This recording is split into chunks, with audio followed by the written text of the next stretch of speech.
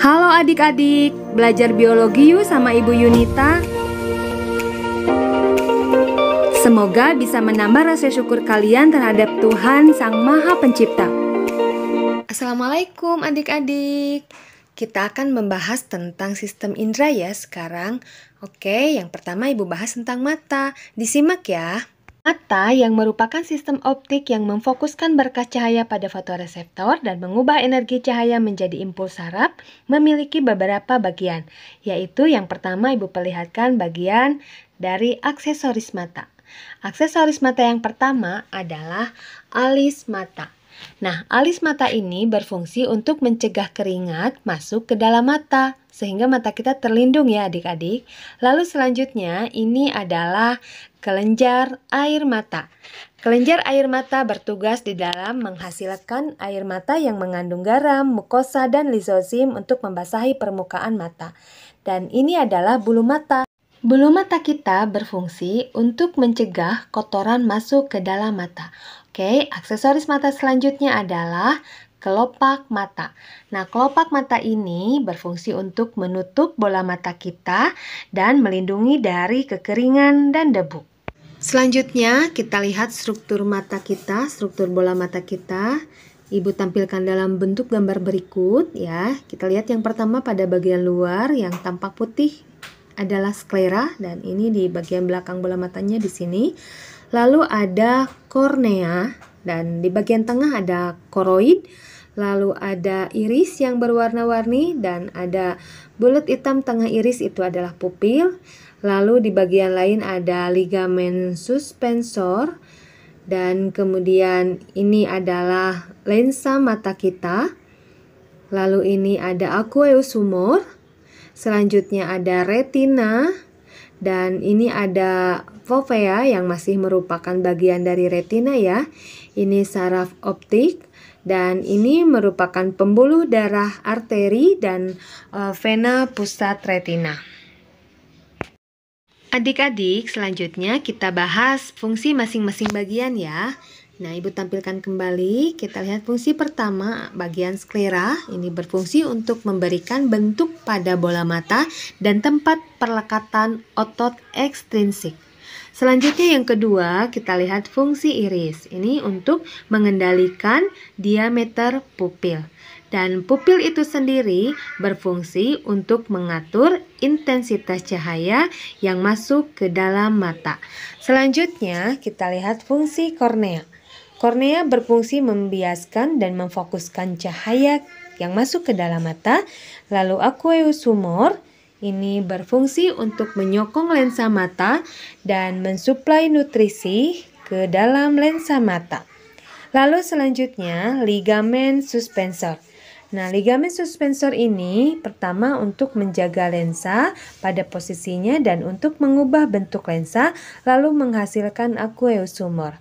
Lalu selanjutnya kita lihat fungsi lensa mata untuk memusatkan objek atau cahaya pada retina.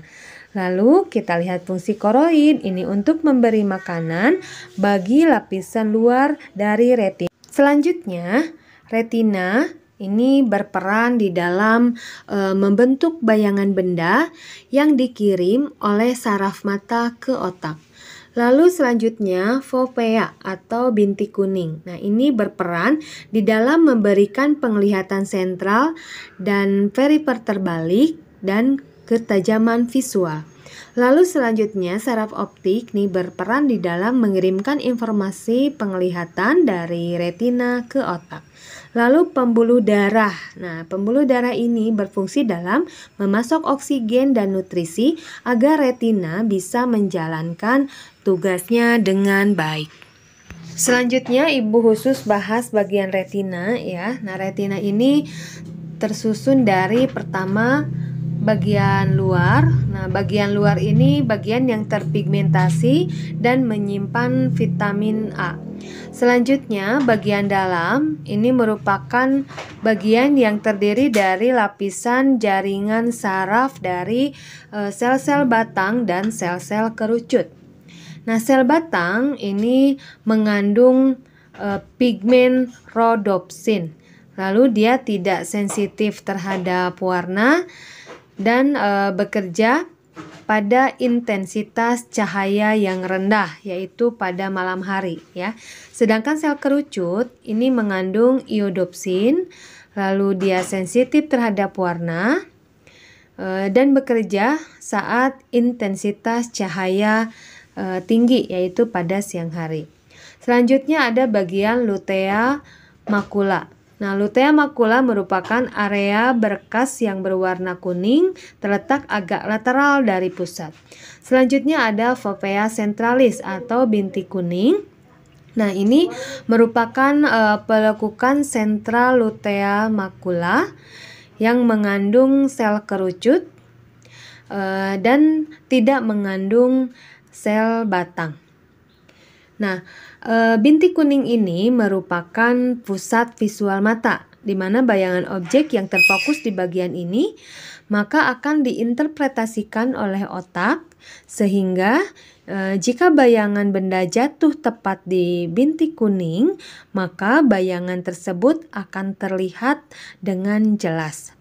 Oke, selanjutnya ada saraf mata. Nah, saraf ini terbentuk dari akson sel-sel ganglion yang keluar dari mata dan bergabung di sisi superior dari kelenjar hipofisis membentuk kiasma optik. Dan selanjutnya ada bintik buta. Nah, ini kebalikan dari bintik kuning ya. Bagian ini tidak mengandung fotoreseptor. Jadi jika bayangan jatuh ke bagian ini, maka bayangan tersebut tidak dapat kita lihat. Selanjutnya, kita simak bagaimana mekanisme melihat. Ibu tampilkan dalam bentuk gambar berikut ya. Nah, ini ada bagian-bagian yang terlibat langsung, ada cahaya, ada lensa, lalu ada retina, kemudian ada fotoreseptor, selanjutnya ini ada impuls yang berjalan di sepanjang saraf optik, dan selanjutnya sampai ke otak. Oke. Pertama, cahaya yang dipantulkan benda akan ditangkap oleh mata, menembus kornea, dan diteruskan melalui pupil. Lalu selanjutnya intensitas cahaya yang diatur oleh pupil akan diteruskan menembus lensa mata menuju ke retina. Lalu selanjutnya yang ketiga, daya akomodasi lensa akan mengatur cahaya agar jatuh tepat pada bintik kuning ya. Lalu selanjutnya pada bintik kuning, impuls cahaya akan disampaikan oleh saraf optik menuju ke otak, dan kemudian yang kelima ini impuls berjalan di sepanjang saraf optik untuk menuju ke otak. Nah, dan di dalam otak cahaya yang disampaikan atau yang diterima oleh otak akan diinterpretasikan sehingga kita bisa mengetahui apa yang kita lihat. Nah, adik-adik, demikianlah pembahasan kita mengenai sistem indera yaitu mata. Semoga bisa kalian pahami dan jangan lupa untuk menyimak video sistem indera lainnya tentu di channel Ibu Yunita. Akhir kata Ibu ucapkan terima kasih banyak atas segala perhatian kalian. Wabillahi taufik wal hidayah. Wassalamualaikum warahmatullahi wabarakatuh.